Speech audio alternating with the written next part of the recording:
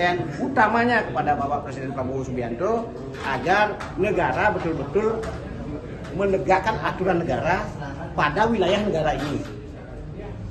Ya, jangan kami yang bukan negara diminta menegakkan aturan, nggak mungkin.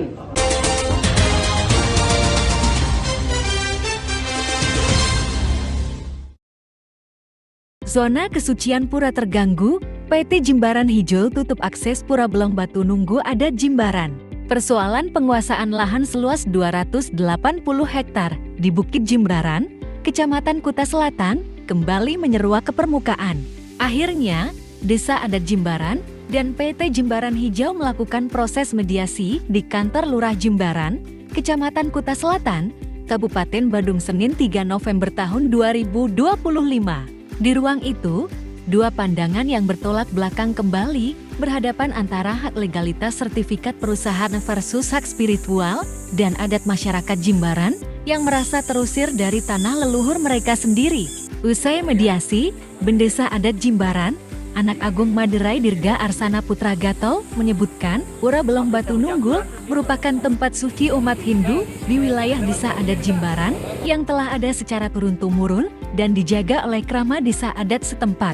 Menurutnya, lokasi pura termasuk dalam kawasan tanah adat Pelabapura yang belum bersertifikat, namun telah diakui secara sosial dan keagamaan sebagai tanah suci dan milik adat. Ya, sebetulnya kita dari awal sudah berusaha menghadirkan Jimbaran Hijau ke kantor untuk mencari jalan keluar semua dengan adanya satu pura lagi di wilayah Pulanji dan sekitarnya, ya Padang Lamak di zona tersebut yang semestinya juga mendapat perhatian yang sama dengan pura lainnya. Seperti tadi yang sahabat kami juga menjelaskan bahwa pura Batu Bejan, pura Tarsu dan lain sebagainya mendapatkan perhatian dan ruang untuk terbangun dengan baik. Nah sekarang ada lagi satu pura di Belong Batu Nunggu ini yang tadi sudah diakui dari tahun 2012 bahwa pura itu sudah ada dan sekarang mendapatkan dana hibah untuk renovasi. Jadi mendapatkan kesulitan kita latar belakangnya apa? Sebelum kita tidak masuk ke sana. Latar belakang dilarangnya itu apa? Karena masih perkara dan lain sebagainya. Kita sebelumnya tidak ingin masuk ke sana karena ini persoalan keberadaan pura. Terus terang saja sebagai Manggala Desa Adat, kami semua tentu tidak ingin ada upaya-upaya untuk memenuhi pura di wilayah kami. Apapun juga masyarakat kita yang masih berada di sana tetap membutuhkan pura itu sebagai tempat untuk memohon berkah, anugerah, kemudian sebagai pura surbina. Diharapkan dengan hadirnya perbaikan ini tentu keberkahan dan kesuburan di sana bisa ditegakkan. Jadi sikap kami di Desa Adat jelas memohon kepada pihak Jimbaran itu agar mengizinkan renovasi ini berlangsung. Satu karena hal-hal tadi, yang kedua tentu karena persoalan dana hibah ini tidak bisa disikapi hanya sebagai sesuatu yang tiba-tiba muncul, tiba-tiba ada dana hibah, itu tidak bisa seperti itu. Dana hibah itu bisa ada tentu karena ada proses-proses awal yang diamini oleh Parisade, oleh pemerintah, begitu juga oleh Krama Desa Adat di Jimbaran. Artinya kami di Desa Adat tentu mengamini bahwa pura itu berbeda. Kami juga tidak ingin ada wilayah-wilayah yang diabu-abukan lagi. Misalnya, disetus-setukan dulu begini. Kalau ini nanti tidak terwujud pembangunannya kepada Krama kami, bagaimana mereka nanti bertanggung itu kan tidak bisa. Yang fakta yang terjadi di lapangan tidak semudah yang dipikirkan oleh rekan-rekan yang tidak pernah ke sana. Jadi hibah ini tentu bentuk hibah adalah uang, tapi yang dibawa oleh pemborong langsung adalah sudah berupa barang yang sebenarnya harus dipasang.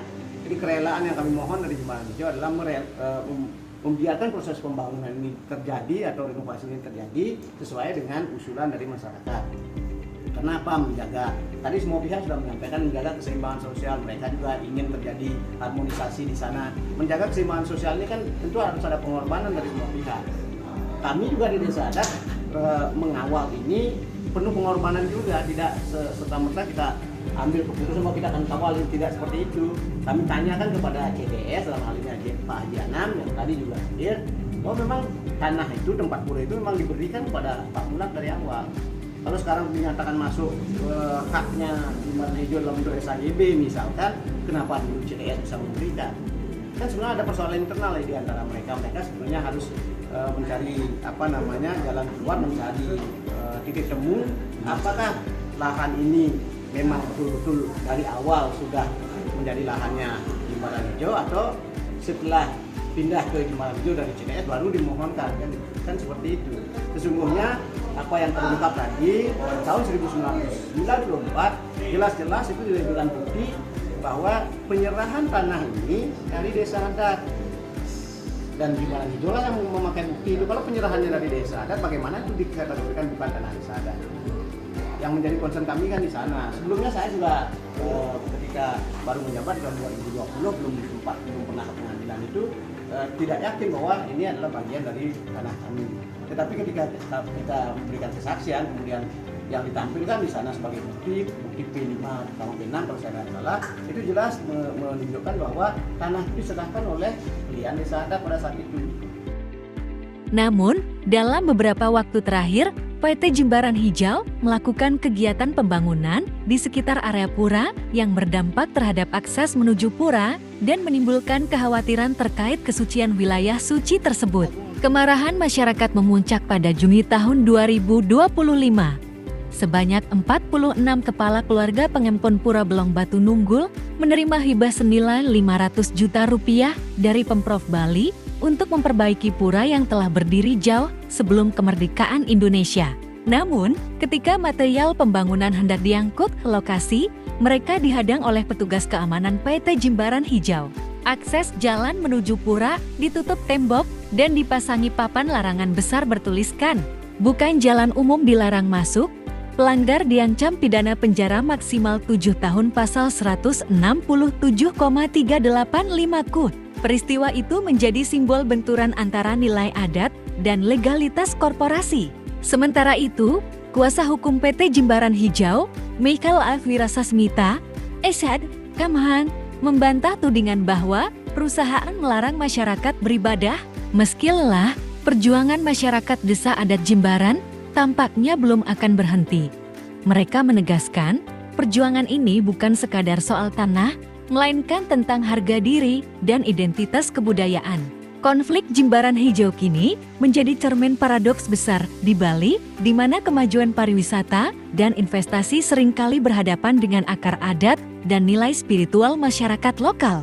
Negara diharapkan hadir sebagai penengah yang adil, tidak sekadar berpihak pada kekuatan modal, tetapi memastikan setiap kebijakan pembangunan tetap berpijak pada nilai kemanusiaan dan keadilan sosial.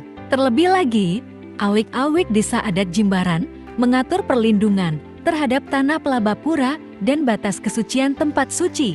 Ditambah lagi, prinsip Trihita karena keseimbangan hubungan manusia dengan Tuhan, sesama, dan alam lingkungan pembangunan di wilayah suci yang menjadi dasar utama dalam menjaga harmoni. Dari Mangupura Matakomab Stufi mengabarkan.